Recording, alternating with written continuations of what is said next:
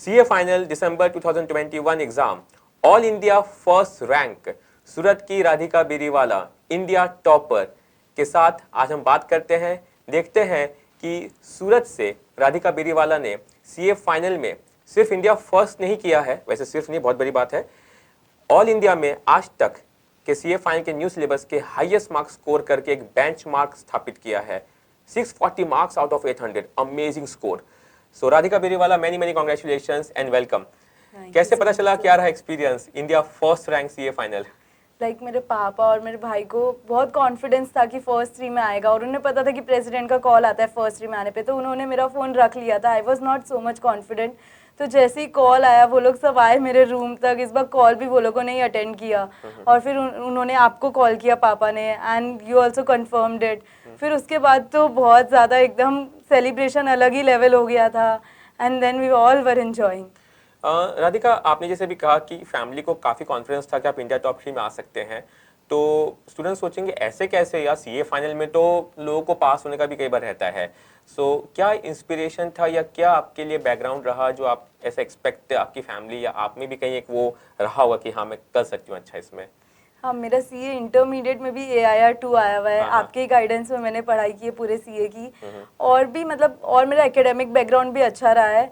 और मेरे पापा को हमेशा से था कि ला सकते हैं, तो हमेशा से पूरा फोकस रहना है और अपना बेस्ट देना है। उसके बाद रैंक क्या आएगा वो नहीं पता। और आपने भी हमेशा से बिलीव किया है, आप क्लास में बोलते थे कि 600 का टारगेट रखना है। सो मैंने हमेशा से रखा कि 600 का टारगेट रखना है, तो रैंक डेफिनेटली आ जाएगा। नाइस। सो सब्जेक्ट वाइज बात करें, सीए फाइनल के 8 सब्जेक्ट है, तो आपने क्या स्ट्रेटेजी अपनाई जैसे कि एफआर की बात करें, फाइनेंशियल रिपोर्टिंग। सो एफआर में आपने कैसे स्टडीज की? हम एक एक करके सब सब्जेक्ट्स को कवर अप करते हैं फास्ट। तो एफआर में पूजा मैम पढ़ाती है आपके वहाँ, उन्होंने हमें क्लास में नोट्स लिखवाए थे, वो अभी टेक्समैन में पब्लिश होंगे इस साल से। सो वो हमें बहुत यूज़फुल रहे। और प्रैक्टिकल पार्ट हमने आईसीए की स्टडी मटेरियल से ही किए थे, सारे सम्स प्रैक्टिस किए थे। सो प्रैक्टिस एफआर में ये है कि प्रैक्टिस करना है more and more. Mostly practical paper ही आता है, पूरा थ्योरी के 1-2 क्वेश्चन ही होंगे। सो थ्योरी लर्न करने में टाइम वेस्ट नहीं करना, बस अंडरस्टैंडिंग डेवलप करनी है, कॉन्सेप्ट समझना है।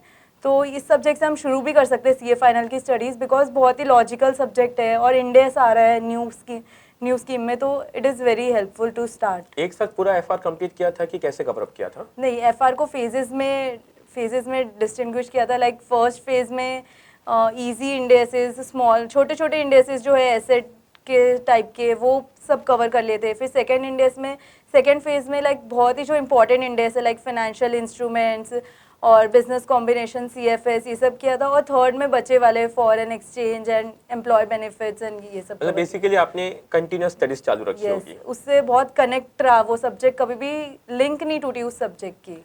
राइट। एसएफएम कैसा रहा, कैसे किया? एसएफएम सर आपने ही पढ़ाया था, एंड एसएफएम तो मेरा पर्सनल फेवरेट सब्जेक्ट है। मेरा भी फेवरेट है। तो वो मैं जब से सीए फाइनल में आई थी तब से मुझे था फॉरेक्स पढ़ना है। एंड एसएफएम में भी आपने फेजेस में डेवलप किया था, जैसे कंटेंट है एसएफएम का। फर्स्ट में मर्जर्स एंड एक्विजिशन, इजी, जो हम कॉन्सेप्ट जो हमें याद रहेगा, लास्ट तक याद करने की जरूरत नहीं है, और जिससे ऐसा भी नहीं लगे कि सीए फाइनल में आते ही कुछ बहुत डिफिकल्ट पढ़ लिया। ऐसा लगना चाहिए कि हम इजी पढ़ रहे हैं और नॉर्मल चल रहा है। एग्जैक्टली। और फिर सेकेंड फेज में हमने अच्छे वाले टॉपिक्स जो सब वेट करते हैं हमेशा से कि सीए फाइनल में पढ़ना है, वो सब हमने सेकेंड में लिया था। राइट, सेकेंड ईयर हमने जैसे आया तब स्टार्ट किया। Right. And then your auditing and corporate law, ये थियरी पेपर्स, राइट। इनके लिए आप स्टूडेंट्स को क्या एडवाइस देंगे? ऑडिटिंग और कॉर्पोरेट लॉ के नाम से स्टूडेंट्स को लगता होगा कि यार हमें बाकी सब्जेक्ट्स, हमें इन 2 सब्जेक्ट्स के बारे में कोई ठीक से बता दे। ऑडिट और कॉर्पोरेट लॉ तो मेरा खुद का I was quite confident in corporate law. हमारे टाइम पे पेपर थोड़ा सा डिफिकल्ट आया था। अच्छा। बट कॉर्पोरेट लॉ में सब ये पूछते हैं कि पेनल्टी कैसे याद करें, बट पेनल्टी सारी याद नहीं हो सकती, कुछ तो हमें स्किप करना पड़ेगा, और वो पार्ट सिर्फ पेनल्टीज हो सकता है। अगर हम बाकी सब अच्छे से कवर करेंगे तो उसके मार्क्स फिर वो इतना मैटर नहीं करेगा। और फिर भी जो कुछ इंपॉर्टेंट पेनल्टीज है, वो जैसे सेबी और ये सब, हम रिटर्न नोट्स बना के और ये सब करके कर सकते हैं। और कॉर्पोरेट लॉ तो नौजर सर पढ़ाते हैं, तो उनके साथ साथ में पढ़ते गए, तो वो एक बर्डन नहीं लगा। बस लॉ की लैंग्वेज लाने के लिए थोड़ी रिटर्न प्रैक्टिस एंड ऑल ये सब किया था। और ऑडिट जैसे सब्जेक्ट से मुझे खुद को भी थोड़ा पर्सनली डर लगता था। एग्ज़ाम टाइम में भी कुछ हो गया था, कि पढ़ना नहीं हो पा रहा। तो मैं ये कहूँगी कि पिछला जो रिवीजन हमारा है, वो बहुत हेल्प करेगा एग्ज़ाम टाइम में ऑडिट में। जितनी ज्यादा बार रिवाइज कर सके उतना अच्छा है। एग्जाम के पहले, राइट? या बिफोर एग्जाम हाँ, टाइम। बिफोर एग्जाम तो हम जितना, जैसे मेरी एग्जाम दिसंबर में थी तो मैंने जो नवंबर में रिवीजन किया था वो मुझे काफ़ी हेल्प किया था, क्योंकि दिसंबर में मेरे थोड़े हेल्थ इश्यूज हो गए थे तो मैंने सिर्फ लास्ट डे ऑडिट पढ़ा था। Okay, nice. फिर भी ऑडिटिंग में आपके काफी अच्छे स्कोर हाँ। है। एसएफए में आपके क्या स्कोर है? एसएफएम में I score 89, and FR? FR 84। Great, तो सब में balance score and high score है। Nice. And so auditing and law को आपने रेगुलर रिवीजन रखा शुरुआत से, मतलब फर्स्ट ईयर तो हम लोग जैसे प्रैक्टिकल्स करते हैं, कंसेप्ट हाँ, बेस्ड पढ़ाई करते हैं। concept second year we start with law, then auditing, Audit. And we get at least 1 year time to revise auditing again and again, Yes. Right? So अब सेकेंड ग्रुप की बात करें। सेकेंड ग्रुप में strategic cost management and performance evaluation, SCMP, Yes. New syllabus, काफी बदला हुआ subject है पहले से। कैसे इसको आपने, इसका अप्रोच क्या रखा था? पहले अप्रोच यही था, सब बोलते हैं कि थ्योरी बहुत ज़्यादा पूछते हैं, बट प्रैक्टिकल पे अंडरस्टैंडिंग होना बहुत इंपॉर्टेंट है। तभी वो प्रैक्टिकल के नीचे जो थ्योरी क्वेश्चन है वो हमें खुद से सॉल्व, मतलब वो हमें खुद से लिखना है, ऐसा नहीं कि वो भी हम लर्न करने लग जाए तो फिर सब्जेक्ट कभी खत्म नहीं पर होगा। कुछ तो थियरी में याद किया होगा ना यस, SCMP कुछ में? तो थ्योरी में याद करना पड़ेगा, बहुत सारा है ऐसे जो याद करना पड़ेगा। हाँ। तो वो आपकी जो बुक डेवलप हुई है उससे भी बहुत हेल्प हुआ था, क्योंकि उसमें हमने ICAI की लैंग्वेज हाँ, को ही मेंटेन लैंग्वेज रखा है। पूरा सेम, और लैंग्वेज तो आईसीए की रखनी पड़ेगी ही। तो वो, और इंस्टीट्यूट के स्टडी मटेरियल में बहुत कुछ लिखा है तो वो आपने काफ़ी अच्छे से उसको समराइज करके, रिफाइन करके बहुत ही, और कोई टॉपिक हटा भी नहीं था, लाइक डिटेल कवरेज भी है और साथ में शॉर्ट भी है, तो it was very nice book. तो मैंने वही रेफर की थी। और प्रैक्टिकल्स पे भी, प्रैक्टिकल्स इज लाइक हम पहले 1 ईयर में प्रैक्टिस कर सकते हैं कॉस्टिंग की, and theory we can do later on. और स्टैंडर्ड कॉस्ट हमने पीछे से रखा था। हाँ, तो स्टैंडर्ड पूरे आपको कॉस्टिंग, लेक्चर्स दिए थे स्टैंडर्ड हाँ, कॉस्टिंग स्टैंडर्ड के। कॉस्टिंग तो एकदम लास्ट में हुआ था, जिससे कि मतलब वो तो एकदम फिट ही रहा दिमाग में, सर की ऐसे बातें आती थी एग्जाम में याद। राइट। सो कॉस्टिंग में केस स्टडीज के ऊपर क्या किया? केस स्टडी, अभी इंस्टीट्यूट केस स्टडी डाइजेस्ट भी निकाल रही है तो उसको रेगुलरली, उसमें से एक दो केस स्टडी हम रोज सॉल्व करेंगे, फिर अंडरस्टैंडिंग डेवलप करेंगे कि कैसे हम वो आंसर्स लिखना है। हमें लर्न नहीं करना केस स्टडी, कोई भी आंसर हम लर्न नहीं कर सकते, बट हमें सिर्फ ये अप्रोच डेवलप करना है कि हम कैसे वो आंसर, जो फर्स्ट क्वेश्चन जो कंपलसरी आता है वो हम कैसे लिखेंगे। Okay, nice. और उसके बाद इलेक्टिव पेपर, हर एक स्टूडेंट का पहला सवाल, सर फाइनल में मैं इलेक्टिव पेपर में कौन सा पेपर लूँ? सो आपने रिस्क मैनेजमेंट लिया था, राइट? सो उसमें आपका कैसा एक्सपीरियंस रहा, क्या अप्रोच रखा आपने? रिस्क मैनेजमेंट, लाइक पहले तो सिर्फ वो कॉपी पेस्ट आंसर्स आ रहे थे, बट नवंबर 20 से शुरू हुआ ट्रेंड की अब अंडरस्टैंडिंग बेस्ड क्वेश्चंस आएंगे। सो अब जो भी सब्जेक्ट ले उसके ऊपर हमें, मतलब अंडरस्टैंडिंग हमारी उसमें अच्छे से डेवलप होनी चाहिए। हमें पूरा सब्जेक्ट समझना है, ऐसा नहीं कि सिर्फ बुक रीड कर ली and all.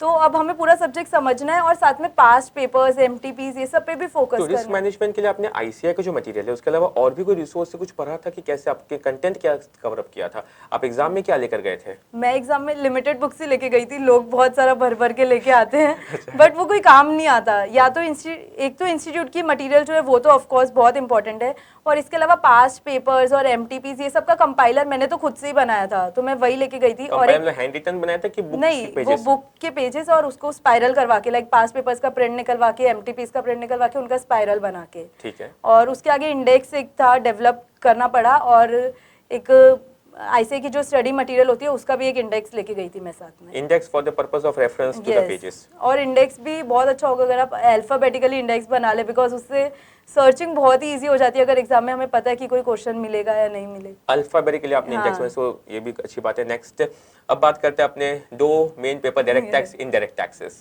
So direct tax, indirect tax आपने कब पढ़ा और उसका क्या अप्रोच रहा? What will be your advice to the students?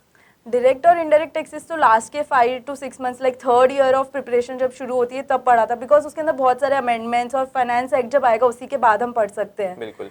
तो वो तो आपकी बुक से पढ़ा था, लाइक डीटी की तो टैक्समैन की अभी बुक आ रही है, जो मेरी बुक बुक है, हाँ। उसी बुक से पढ़ा था। और वो बुक पहले तो मतलब डिटेल कवरेज पूरा समझना है तो पहले उसी बुक से पढ़ा था, और लाइक फिर हम समरी बुक पे भी स्विच हो सकते हैं, बिकॉज वो भी अब सेम लैंग्वेज में लिखी हुई है क्योंकि आप ही की समरी बुक है, तो वो हमें रिटेन करने में इजी रही। और 1.5 डेज में डीटी को रिवाइज करना है तो वो हमें पहले से स्ट्रैटेजी बनानी पड़ेगी, बिकॉज डीटी बहुत ही वास्ट सब्जेक्ट है। क्योंकि और ये सबको डर लगता है कि वो 1.5 डेज में वो डीटी पूरा कैसे रिवाइज होगा। इंटरनेशनल टैक्सेशन भी है जो अच्छा खासा वेटेज भी रखता है एग्जाम में, 30-35 मार्क्स का। राइट। तो उसके लिए कुछ सब्जेक्ट्स के कुछ चैप्टर्स के सिनॉप्सिस बना लिए थे आपने, जो क्लास में ही बनवा दिए थे, तो वो इजीली याद हो जाते हैं। नाइस। और डीटी, आईडी, अच्छा आईडीटी पे बात करते हैं, फिर कुछ जनरल हम चाहेंगे स्ट्रेटेजी आप स्टूडेंट्स को बताएं।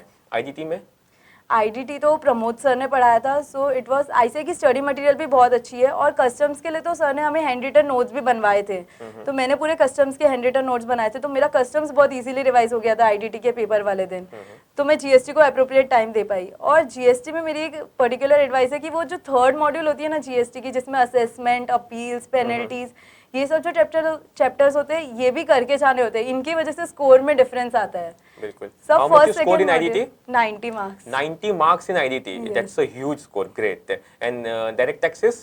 डायरेक्ट एक 76। नाइस। सो सब है ना 80s और 90s की लाइन में मार्क्स हैं। ग्रेट। सो अब आप स्टूडेंट्स को आपकी जनरल स्टडी स्ट्रेटजीज के बारे में सीए एस्पिरेंट्स को क्या एडवाइस देंगे? लाइक जनरल तो ये regularity, first of all regularity बहुत इंपॉर्टेंट है, कंसिस्टेंसी।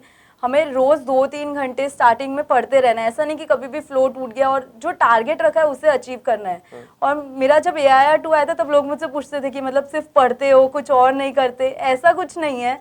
मतलब सब अपनी हॉबीज ऑफ कोर्स डेवलप करेंगे, साथ में जो शौक है वो सब करेंगे। मेरे को टीवी देखना, गाने सुनना, फैमिली के साथ टाइम स्पेंड करना और फ्रेंड्स के साथ घूमने जाना सब बहुत पसंद है। सब तो छोड़ दिया फाइनल में? नहीं, सब नहीं छोड़ा था, सब कंटिन्यू किया था। और सिर्फ लास्ट के 6 मंथ्स ऐसा होता है कि जब हमें प्रिपरेशन के अंदर घुसना पड़ेगा, और वो हर एग्जाम में होगा। आपने सिलेबस एग्जाम से कितने दिन पहले कंप्लीट किया था? लाइक 5 मंथ्स पहले सिलेबस खत्म हो गया था, और फिर उसके बाद revision. Okay, right. And exam से लाइक 2-3 महीने पहले भी कुछ अमेंडमेंट्स और चेंजेस आते थे, हाँ, वो सबको भी अपडेट किए होंगे? हाँ, वो सब फाइन। और बुक्स के मामले में आप क्या कहेंगे? कई बच्चे होते हैं कि 2-3 बुक से रिफर करते हैं, कभी इधर से पढ़ा, फिर कोई शॉर्ट नोट से पढ़ते हैं। सो आप की क्या suggestion about books in general? नहीं, मेरी यही है, मतलब कोई भी बुक रेफर करो, बट जो फर्स्ट बुक रेफर करें ना वो बहुत इंपॉर्टेंट है कि सही होनी चाहिए, और हम वही आगे कंटिन्यू करें, बिकॉज हमारी पिक्चर इमेज बनती है, और हम पिक्चर को इजीली रिकॉल कर पाते हैं एज कम्पेयर टू वर्ड्स और फिगर्स। और पिक्चर हमारी एग्जाम में सामने, हमारे मतलब हमारे दिमाग के सामने ऐसे पिक्चर आ जाएगी, और फिर हम इजीली उसको लिख पाएंगे। ओके। और आपने कुछ पेपर्स रिटन प्रैक्टिस भी किए थे? हाँ, मैंने थोड़े बहुत किए थे, बट ये मेरा रिग्रेट है कि मैंने थोड़े कम किए थे, और Regret ज्यादा तो होनी नहीं चाहिए रिजल्ट्स के आने के बाद तो। नहीं, मतलब पर मेरा ये सजेशन है कि और ज्यादा, मतलब जितना अपन मॉक टेस्ट और ये सब दे पाए उतना अच्छा है। Nice. Okay. So I hope students must have got much benefit. Articleship आपने सूरत से की थी? यस, आर्टिकलशिप मैंने सूरत और से रेगुलर आर्टिकलशिप के साथ साथ स्टडीज Yes. की, राइट? सो आर्टिकलशिप का सूरत का एक्सपीरियंस कैसा रहा? सूरत का एक्सपीरियंस बहुत अच्छा रहा, और सूरत चूज करना मतलब यही था कि एक्सपोजर हर फील्ड में मिल जाए, direct tax, indirect tax, GST, audit और प्रोजेक्ट फाइनेंस, हर चीज़ में मतलब एक्सपीरियंस मिल जाए, तो इसीलिए मैंने सूरत चूज किया था, ताकि मिड साइज फर्म में हर चीज़ का एक्सपोजर मिले। राइट। और सूरत ही आप रहते हैं, सूरत से हाँ। आपने पूरी पढ़ाई की है। So great, many congratulations once again. So आप आर्टिकलशिप के साथ स्टडीज आपने पूरी बैलेंस। आर्टिकलशिप के कितने दिन पहले आपने लीव ली? Like 5 to 6 months। 5 to 6 months leave रखी, राइट? और उसके पहले रेगुलर आर्टिकलशिप चालू थी आपकी।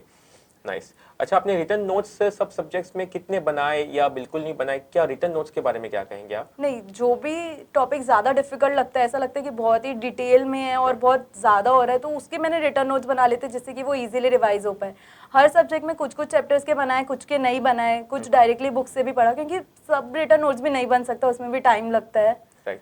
सो मुझे लग रहा है कि आप ये जो कह रहे कि बैलेंस्ड अप्रोच आपका सब जगह चल रहा है, रिटर्न नोट्स भी बना रहे हो, बुक से भी पढ़ रहे हो, सब्जेक्ट्स का लिंक कंटिन्यूअस है।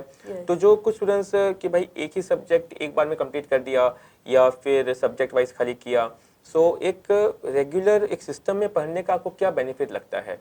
मुझे ये बहुत ही बेनिफिशियल लगा कि मतलब हम किसी भी सब्जेक्ट से लिंक नहीं टूटता, और हम मतलब फ्रेंड्स के साथ डिस्कस कर पाते रेगुलरली, हम कोई भी सब्जेक्ट डिस्कस कर सकते हैं, क्योंकि हमारे सब्जेक्ट्स चल रहे हैं, ऐसा नहीं कि हमने एक सब्जेक्ट खत्म करके रख दिया।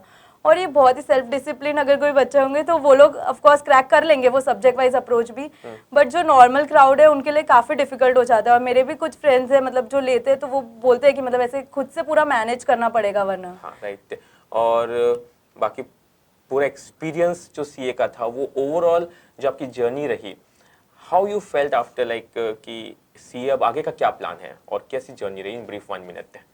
जर्नी बहुत ही अमेजिंग रही, पूरी सीए की जर्नी मैंने आपके साथ ही की है सर, तो इट्स बिन अमेजिंग और बहुत कुछ सीखने को मिला। पूरे 3.5-4 ईयर्स में पूरा आपने पूरा गाइड किया, पूरी मेंटरशिप की, एंड सिर्फ एक टीचर होने से ज़्यादा इंपॉर्टेंट है कि पूरा मेंटर अपने साथ हो, हमेशा गाइडेंस हो, और वो काम आपने किया sir. Thank you so much. Thank you, my pleasure. आप लोग को पढ़ाने का मुझे प्लेजर मिला। सो आप खुद एक इंस्पिरेशन हो सब स्टूडेंट्स के लिए कि सिर्फ फाइनल में all India first rank with highest ever marks in the new syllabus of CA final, and always I have seen you very positive and smiling, so keep this positivity, keep smiling, and all the best for future. Thank you Radhika, thanks a lot. मेरी बेटी राधिका ने इस बार CA final के exam में दिसंबर 2021 में all India top किया है। ये हमारे लिए बहुत ही गर्व की बात है। जब ये खुशी हमको मिली उस समय हम झुंझुनू में थे, राजस्थान में, जो हमारा मूल निवास स्थान है। वहाँ ये अपने मामा के बेटे की शादी में गई हुई थी, तो सब इतने खुश हुए कि वो शादी का जो मज़ा है ना वो भी डबल हो गया। और फिर पहले हमारा झुंझुनू में, राजस्थान में भी सब जगह स्वागत हुआ, सूरत में भी सब जगह हुआ। बच्ची शुरू से ही इंटेलिजेंट है। हमारा पूरा परिवार जो जॉइंट फैमिली है सब उसका पूरा ध्यान रखते हैं। और उसने सारी कोचिंग यहाँ सूरत में सीए रवि छावसरिया यहाँ से ली है मुख्य कोचिंग। और सब हेल्प तो हम भी करते थे और जो दूसरे सीए हैं वो भी करते हैं। तो मैं भी इसका एक एक पेपर का एनालिसिस करता था। इसको जो भी पेपर दे के आता मैं पूरा एनालिसिस करता और सब में मेरे हिसाब से मार्क्स आते। तो मैंने रिजल्ट वाले दिन भी प्रियांशु, जो मेरा बेटा है झुंझुनू में, मैंने उसको पहले ही बोल दिया था कि इसका फ़ोन फ्री रखना, इसका फर्स्ट 3 में ज़रूर आएगा। पर प्रियांशु, राधिका को इतना कॉन्फिडेंस नहीं था, पर मेरे को पूरा कॉन्फिडेंस था। मैंने तो उनको यहाँ तक भी बोल दिया था कि मैं एक पन्ने पे लिख के छोड़ देता हूँ, ये पन्ना आप रिजल्ट के बाद देखना कौन सी रैंक आएगी और कितने मार्क्स आएंगे। तो उसमें मैंने लिखा था AIR 1 और मार्क्स आएंगे 636 ±1%। तो उतने ही आए हैं, पूरे 640 इसके मार्क्स आए हैं। इसकी बच्ची की मेहनत सफल हो गई। माता पिता को और क्या चाहिए। हम तो यही चाहते हैं कि आगे ये जीवन में और ज़्यादा उन्नति करे और ज़्यादा आगे बढ़े, जीवन में और नए नए शिखर छूती रहे। जैसे इस बार शिखर छुआ है वैसे और भी अपने जीवन में हमेशा शिखर छूती रहे।